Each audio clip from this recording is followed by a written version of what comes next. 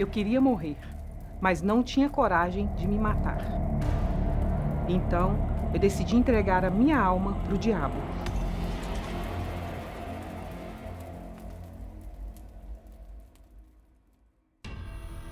Eu sou a irmã mais velha de 11 irmãos. Eu cresci em um lar totalmente desestruturado. A minha mãe apanhava do meu pai, porque quando ela descobria as traições dele, ela ia questionar e ela apanhava. Então, a gente foi frequentar o centro espírita, que a minha avó lá era mãe dos espíritos. Então, como eu era muito próxima da minha avó, era muito pequena, desde muito pequena, a minha avó começou a fazer aqueles banhos que tinha lá, banho de rosa branca, banho de rosa vermelha e todos os outros banhos, banho de pipoca, de pirulito, e sempre a minha avó falava que eu tinha que desenvolver. O meu pai foi embora de casa e, sem entender, nunca mais ouvi ele. Então, a minha mãe, que já era agressiva, ela ficou 3 vezes mais agressiva. Com 11 anos, eu comecei a ter desejo de suicídio contínuo. Eu só pensava em morrer, que eu não merecia viver, que eu queria só morrer, só queria desejo de morrer. Então, eu queria sair de casa, porque minha mãe batia muito em mim, muito, assim, a ponto de esganar. Teve um episódio que eu desmaiei e eu comecei a fazer tratamento no Hospital da Baleia. Né? E nesse hospital, colocava eletro na minha cabeça para saber por que eu tinha desmaios e não foi encontrado nada. Porém, eu e minha mãe, a gente sabia que era porque ela batia a cabeça da gente na parede. Então, realmente, eu apagava devido ao tanto que eu apanhava, né? Então, com 13 anos, eu comecei a namorar e eu queria sair de casa a todo custo. Com 15 anos, eu casei. E assim, o meu ex-esposo, ele sempre falava, olha, eu não gosto de você para casar, mas se você quiser casar, eu tiro você daqui para você parar de apanhar. Eu falei, eu quero. Então, aquela época que eu apanhava, que eu sofria lá com a minha mãe, depois que eu casei, triplicou o sofrimento. Então, eu fiquei vários anos apanhando do meu ex-esposo, fiquei vários anos sendo traída, batia nas mulheres e arrastava ele para casa, levava ele para casa. Então, devido àquela situação, quando era muito sofrimento, meu marido ele saía de casa na sexta, na quinta-feira, só voltava na terça-feira. Então, assim, eu ficava sem notícias dele e, assim, eu tinha um vazio muito grande dentro de mim. E, assim, esse vazio, nada preenchia. Eu comecei a trabalhar numa empresa e nessa empresa tinha festas, né, de comemoração, de confraternização. Então, nessas festas, eu bebia muito. Então, eu bebia muito.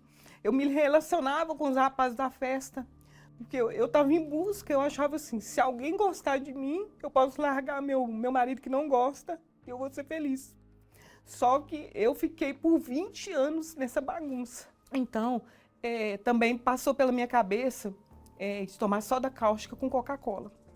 Então, eu estava programando tudo, eu fui lá, eu comprei. Só que eu ouvi num rádio, uma rádio falando que tinha uma moça em coma há vários dias, porque ela tinha tomado soda cáustica com Coca-Cola. E eu não queria morrer vegetando, eu queria morrer de uma vez. E eu tinha aquela voz na minha cabeça, enfia na frente de uma carreta. Na carreta você vai morrer mais rápido. Eu me separei, foi difícil demais, né? Que eu já estava com 2 filhas nessa época, né, dele. E nessa época, eu envolvi com meu atual esposo e ele estava começando o processo de divórcio. Ele não estava separado. E o que era pior de tudo que eu passei ficou pior, porque na cidade, como era cidade pequena, eu era chamada de vagabunda, de prostituta, que eu tinha tomado o marido dos outros. Então, assim, aí ele finalizou esse processo da separação, porém, eu fiquei muito humilhada na cidade.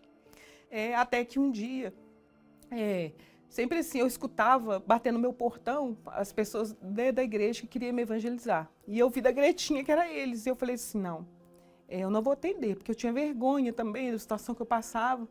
E eu falei, não vou atender, eu fiquei quietinha. Aí eles enfiaram um jornalzinho lá. E todo dia que eu passava do trabalho da rua, né, porque eu tinha sido mandada embora, eu vinha da rua, eu via aquele jornalzinho enfiado lá, e eu não tinha coragem de pegar. Mas também não tinha coragem de jogar fora. E aquele jornalzinho foi ficando por alguns dias lá no meu portão enfiado. Então, nesse dia, eu já estava cansada de sofrer, eu estava procurando emprego, eu saía para a rua, voltava, eu via o jornalzinho lá, mas eu não pegava. Isso eu estava cansada de sofrer. Então, mais uma vez, eu deitei na minha cama, eu estava chorando muito, e eu falei, olha, diabo, eu não tenho coragem de suicidar, mas eu te entrego a minha alma. A minha alma é sua, você pode vir buscar. Isso no meio daquele choro, eu adormeci chorando. E tinha um relógio assim, bem em frente, assim, meu banheiro era em frente ao meu quarto. E tinha um relógio. Eu lembro que o relógio cravou na meia-noite. Então ele já veio para cima de mim e eu senti ele, parece que estava esmagando meu coração. Eu senti aperto no peito, ele tentando me enforcar. E assim, eu tentando lutar contra ele, mas eu não tinha força nem para falar. Eu lembro que eu só olhei para cima e falei, meu Deus, me dá mais uma chance. Eu pensei que eu não conseguia falar. E naquele mesmo momento que eu pedi uma chance para Deus, ele sumiu do meu quarto. Só que eu não dormi aquela noite, porque eu fiquei com medo dele voltar. Então, eu esperei o dia amanhecer. Aí eu lembrei daquele jornal, fui lá e peguei aquele jornal. E eu abri, ele estava ressecado, de tantos dias que ele estava lá. Então eu abri aquele jornal, que eu olhei, o Bispo Macedo lá na capa, né, e as pessoas, né, dando relatos de libertação. Eu falei assim, meu Deus, se o Senhor existe, eu quero essa libertação. Eu quero parar de sofrer. Aí eu olhei para o jornal e falei, se o Senhor existe, e o Senhor é esse Deus que está aqui, sendo relatado pelas pessoas do testemunho, então eu quero te conhecer, eu quero ser liberta. E eu fui para a igreja e falei para o pastor tudo que eu estava passando. Ele falou, a senhora quer ajuda, dona? Eu falei, quero. Ele falou, se a senhora quer ajuda, eu e minha esposa vamos te ajudar. E o seu passado vai ser jogado no mar do esquecimento. A senhora crê? Eu falei, creio. Então eu fiquei por 3 meses manifestando violentamente. E até que meu esposo também começou a ir, meu atual esposo, ele começou a ir comigo. Não foi fácil. Eu engravidei da minha primeira filha, meu primeiro neném, eu perdi o primeiro neném. Mas eu fiz um voto com Deus. Falei, Deus, muda minha história. Ou só me ajuda, muda minha história, muda meu coração, minha vida. Então eu não quero nem viver neste mundo se for desse jeito, do jeito que está. Então eu comecei a buscar de toda a minha alma, de todo o meu coração. Nessa época que eu estava, né, já tinha libertado, né, eu queria o Espírito Santo. Então veio a fogueira santa. E eu falei com Deus, se lá atrás eu passei por tudo, e eu tinha aquele vazio, eu entendi, aí enfim eu entendi que eu tinha que ter o Espírito Santo, porque lá atrás, quando eu comecei na igreja, quando falava da libertação, eu entendia, quando falava do Espírito Santo, eu tinha uma confusão mental, meu ouvido entupia, eu dispersava, mas eu não entendia sobre o Espírito Santo. Mas nesse dia que eu busquei a Deus, que o pastor falou sobre a fogueira santa, eu fiz aquele voto. Nesse dia eu entendi o que era o Espírito Santo, aí eu entendi que eu precisava.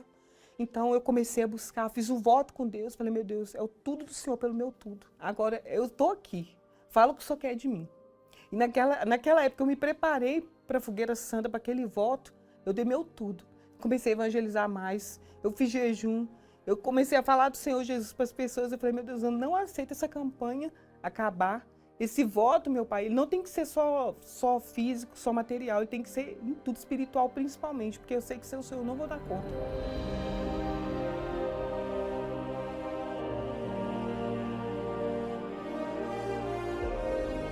Eu desci totalmente diferente. E assim, o pastor pediu para os obreiros subir lá no altar. E pediu para descer e abençoar o povo. E eu já tinha descido quando o obreiro colocou a mão na minha cabeça. Foi uma coisa tão maravilhosa. Assim, é aquele carência de pai. Aquela carência de pai. É uma coisa inexplicável. Assim, porque saiu tudo de ruim de dentro de mim. E assim, eu tive paz. Pela primeira vez eu tive a real paz. Pela primeira vez. Eu senti o que é ter paz, eu não sentia. Eu já tinha mais de 35 anos. Então eu senti, pela primeira vez na minha vida, eu senti paz. Coisa que eu nunca senti na minha vida. Então Deus, hoje eu durmo e acordo sabendo que eu tenho um pai. Eu sei hoje que apesar das lutas que a gente tem cotidianas, Ele não me abandona.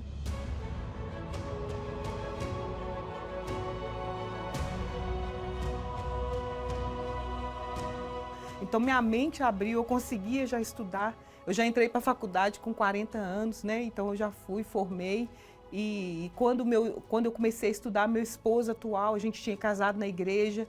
E assim, minha vida começou a desenvolver de uma maneira assim que hoje as pessoas que olham, vê que tem uma pessoa antes e uma pessoa depois. Eu acho que até a hora que eu nem mereço, porque hoje eu vivo um casamento de verdade. Hoje eu vivo uma família de verdade. E assim, eu tenho conquistado minhas coisas, né, profissionalmente. Né? Hoje eu sou advogada criminalista. E assim, eu aproveito porque eu sou criminalista, né? E assim, eu sempre falo de Jesus para os detentos. Sempre assim, eu falo para eles que existe uma oportunidade, porque hoje eu vejo como almas, né, para o Senhor Jesus. As conquistas materiais que eu tive, porque eu era a que tinha menos estudo da minha casa. Então as conquistas materiais que eu tive não é nada diante da grandeza de Deus dentro de mim. Porque hoje, só de lembrar que eu tenho esse pai, eu fico muito feliz, é uma coisa assim extraordinária. Hoje o que está aqui no mundo, eu posso perder tudo que está aqui nesse mundo, mas eu falo com Jesus, Jesus, eu não perder no Senhor, para mim basta.